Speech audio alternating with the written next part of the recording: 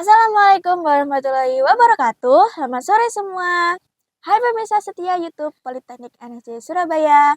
Dengan tampilan baru dan host baru, kami hadir untuk kalian semua dalam acara Jubar, jurusan Basuki Rahmat Podcast Season kedua.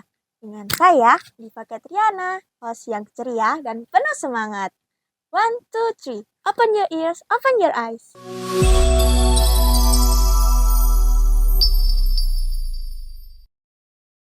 Nah, sebelum kita mulai ke acaranya, aku punya sedikit informasi nih buat kalian tentang penerimaan mahasiswa baru di Politeknik NSC Surabaya.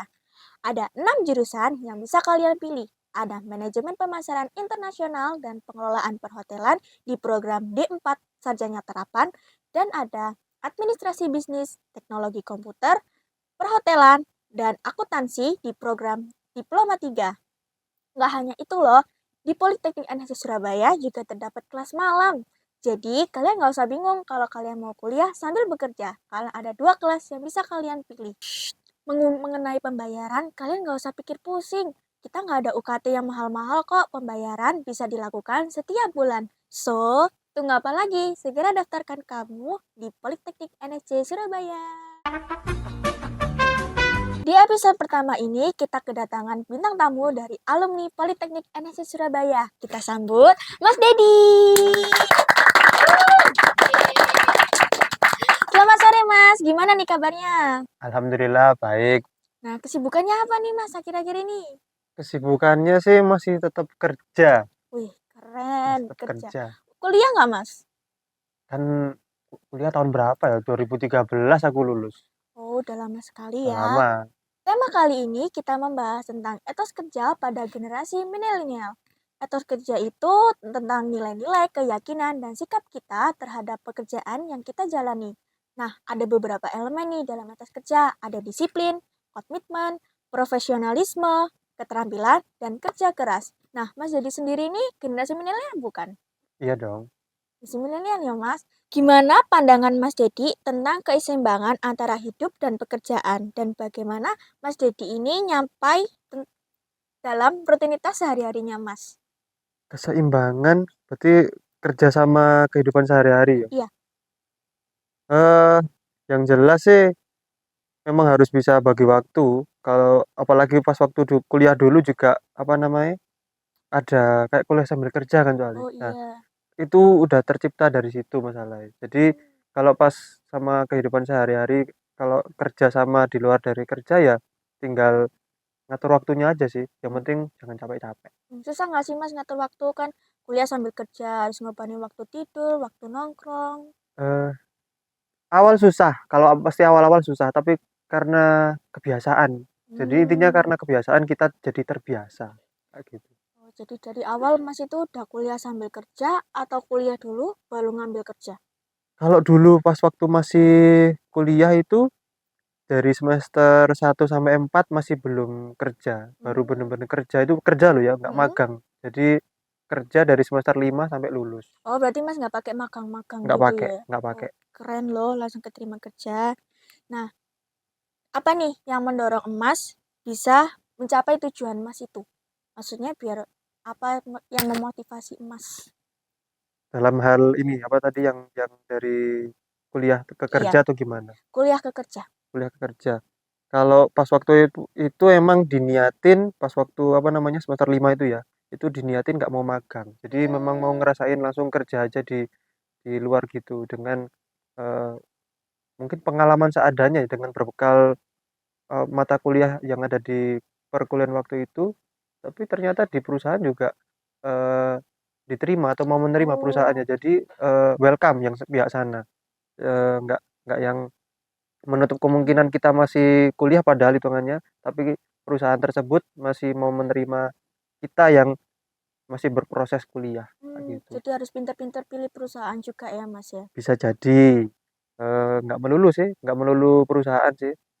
Eh, memang waktu itu si perusahaannya memang butuh anak untuk Hmm. apa namanya di bidang ya dikatakan IT mungkin ya. Hmm. Butuh lebih tepatnya tuh bukan IT tapi help desk. Oh. Jadi kayak permintaan bantuan anak-anak yang bisa kayak bener-benerin komputer, printer dan lain-lainnya di perusahaan tersebut. Hmm, pernah nggak sih Mas ngalami konflik gitu di pekerjaan?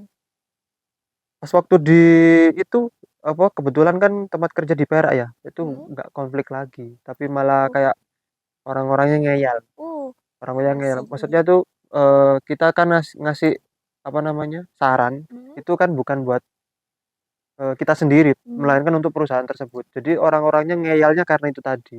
hmm, Dikasih tahu yang benar tapi apa kekeh namanya gitu kekeh ya. itu ya buat pengalaman aja sih. Hmm, gimana Emas ngolah waktu memastikan kalau Emas ini ngolah waktu kerjaan lah, waktu Mm-mm, kuliah dulu. Kan kuliah belum sampai lulus kan, tapi mm-mm. Mas sudah kerja. Nah, gimana nih ngolah waktunya? Kebetulan kan memang apa namanya tempat kuliah tadi kan kuliah sambil kerja, ya terus juga yang namanya jam kuliahnya itu fleksibel, jadi kita yang ngatur sendiri. Hmm, Ah, tapi karena shift kerjanya di tempat perusahaan itu pagi, otomatis mm-mm. kuliahnya aku sore atau malam. Udah Oh, gitu aja. Jadi selama masuk kuliah ya aku masuknya malam, kayak gitu. Nggak ngatur waktunya kecuali kalau yang teman-teman seangkatan yang lainnya kayak di jurusan perhotelan hmm. itu agak ini kalau jurusan jurusan perhotelan kan shift kerjanya tuh agak mencolot-mencolot ya. Oh iya, Kayak ada yang pindah-pindah. pagi terus malam lah itu Iya. kasihan teman-teman seangkatan dulu. Nah, sebelum kita lanjut nih Mas, apa sih pekerjaan Mas Dedi? Kalau yang dulu ya itu tadi aku di apa namanya jadi pembantu IT kayak gitu atau helpdesk istilahnya. Kayak kalau ada troubleshoot di perusahaan tersebut ya kita langsung turun tangan, entah itu komputernya trouble, Hmm, printer dan lain-lain. Begitu pula dengan apa namanya internet atau jaringan internet. hmm. Sepengalaman bekerja Mas, pernah nggak sih pindah-pindah atau udah pindah berapa kali gitu? Dari yang itu langsung pindahnya cuma sekali aja sampai Hmm, sekarang ini kurang lebih bertahan 10 tahun yang sekarang ini. awet ya Mas. Berarti Awet. lingkungannya sehat ya. Alhamdulillah. Alhamdulillah. Susah nggak sih Mas buat masuk ke perusahaan itu kan persaingannya nggak cuma kita-kita aja nih juga ada generasi yang apalagi generasi sekarang itu wih ngebut banget cari pekerjaan. Gimana nih Mas punya tips and trick nggak buat lamaran kita tuh dilirik sama HRD? Kalau yang sebelumnya itu nggak susah sih sebenarnya. Tinggal apa namanya di interview aja terus ditanyain gaji ya habis itu ya kayak lancar-lancar aja gitu loh. Nggak Hmm, kayak nggak ada hambatan. Cuman kalau yang kedua ini mungkin karena apa namanya dibantu teman mungkin ya makanya ini oh, apa namanya walaupun walaupun dibantunya itu mm, bukan yang kayak gimana gimana biasa mm. aja karena dia tahu saya pernah kerja di seperti itu terus bisa dikatakan bisalah kayak gitu kayak bisa Berarti diterima dari juga. rekomendasi Heeh, teman betul gitu ya. rekomendasi. Kalau di lingkungan kerja itu kan nggak harus satu generasi gitu ya Mas. Mas pernah nemuin nggak sih gap antara generasi milenial sama generasi baby boomers? Pasti ini ada cuman kan kalau aku menurutku pribadi ya ini tergantung sikap sama sifat orangnya sih sebenarnya kalau Hmm, dipukul rata nggak bisa karena oh, bakal kerasa itu kalau kita face to face. Kalau hmm, berhadapan langsung sama orang satu, dua, tiga dan yang lainnya itu bakal kerasa. Kalau gap jelas pasti ada. gapnya itu seperti apa sih Mas? Perbedaan yang kerasa banget tuh. Biasanya eh, apa ya? Aku agak mikir ini. Kalau yang orang misalkan ini ngomong usia atau orangnya tua gitu ya. Iya. Kalau orangnya tua sih, aku kalau soalnya lihat emang emang dari ininya sih. Kalau mungkin sepantaran kayak aku mungkin masih masih enak lah diajak Hmm. ngobrol walaupun misalkan si anak ini melakukan kesalahan atau apa Oh, kayak gitu masih bisa ngobrol itu kalau nggak kayak nggak langsung eh kamu tadi ngelakuin kesalahan kayak gini tapi hmm. agak basa-basi Oh, baru tak masukin kesalahan nyambung tadi gitu ya kayak Mas gitu biar kesannya. biar aku nggak terlalu nyindir anaknya Oh, gitu loh. iya. Tapi kalau sing orang tua Nah, kayak gitu itu. kalau ya itu tadi mungkin karena dia tua jadi eh, apa namanya pemikirannya orang tua itu kan biasanya sudah saklek. Hmm. Nah, aku agak agak mau ngikutin pola ritmenya itu jadi nggak terlalu nyakitin ngomongnya habis itu nggak terlalu eh, Nyindir gitu. nyindir kayak gitu soalnya kan takutnya gimana ke depannya Iya. kenanya ke kita juga Apalagi kan sensitif gitu setiap sensitif, orang. betul. Mas punya motivasi gak buat generasi Z biar bisa semangat gitu? Kan sekarang kan juga pada milih kalau kuliah ya kuliah, kerja ya kerja, nggak ada yang sampai mau kuliah sambil kerja itu kan jarang. Hanya beberapa orang aja sih. Aku selalu bilang sama anak-anak itu walaupun masih sampai saat ini anaknya masih sekolah SMK ya, walaupun dulu kayak di luar juga aku ketemu sama yang anak-anak masih sekolah dulu-dulu banget. Hmm, Aku selalu bilang jangan nggak sampai nggak kuliah hmm, karena apa perkembangan zaman itu nggak ada yang tahu. Apalagi betul. perkembangan zaman itu sekarang itu cepet banget. Kalau aku ngerasain itu yang tadinya mungkin orang ini misalkan ngomongin teknologi ya, itu misalkan tadinya tuh kayak gapnya tuh 10 tahun sekali, sekarang tuh kayak jadi 5 tahun Hmm, sekali, jadi 3 tahun sekali lah. Kalau aku pribadi tuh ngerasainnya, yang ngikutin perkembangan zaman atau teknologi atau ilmu, itu kayak ngerasanya, kok aku kayaknya barusan kemarin sebentar, apa, mempelajari ini kok disuruh mempelajari hal ini lagi, hal baru oh, lagi, kayak gitu. Jadi emang jangan sampai anak-anak, apalagi yang generasi Z ya, itu jangan sampai nggak kuliah. Kalau misalkan nggak kuliah nggak apa-apa, yang penting jangan sampai nggak cari ilmu. oh Ilmu iya, kan bisa didapat dari penting manapun. banget. Tapi kalau bisa kuliah juga, kuliah itu nambah nambah temen, nambah wawasan, yang tadinya aku kalau mikir, eee, "Ah, kuliah capek mikir," tapi Hmm, ya memang ada mikir-mikirnya, cuman kan mungkin kan bisa enjoy karena ada temen, main, terus apa kan dunia perkuliahan itu kan beda sama waktu kita sekolah sekolah, soalnya, iya ya. beda, gitu. Makanya kalau saran sih itu tadi, jangan sampai nggak kuliah, aja sih. Bagus banget nih motivasinya ya teman-teman. Kalian juga nih, kalian nggak boleh menyelewengkan kuliah. Itu juga sangat penting loh buat kerja ke depannya. Mmm, Nah, pertanyaan selanjutnya nih Mas. mhm, Gimana pandangan Emas tentang kolaborasi tim kerja dengan Gen Z dan generasi baby boomers? kolaborasi, Kolaborasi. sebenarnya nggak ada masalah sih sebenarnya. Hmm, Tapi yang dimaksud kolaborasi kayak gimana dulu ini? Atau anu apa namanya, kerja sama tim? kerja sama tim. Ya itu tadi, aku nggak masalah sama siapapun itu, yang penting saat, kerja sama tim yang dari awal sudah disepakati, itu harus dilakukan bersama. Jangan Hmm, sampai kayak misalkan, apa namanya, sudah tercipta omongan dari awal atau sudah tercipta, apa namanya, MOU hmm, MOU kayak gitu, hitam di atas putih perjanjian dari awal, itu yang tadinya misalkan, apa namanya, sudah dijanjikan dari awal, ternyata di kemudian hari malah diingkari. Wah, nah, itu udah bahaya nggak banget sesuai sih. dari awal Hmm, sih, udah siapapun itu ya, orang tua pun sendiri juga kalau misalkan, ada perjanjian sama orang, ketika orang tersebut sudah mengingkarinya, ya wis, hmm, agak siapa yang susah. nggak mau ini, yang nggak mau ngekat Hmm. biasanya.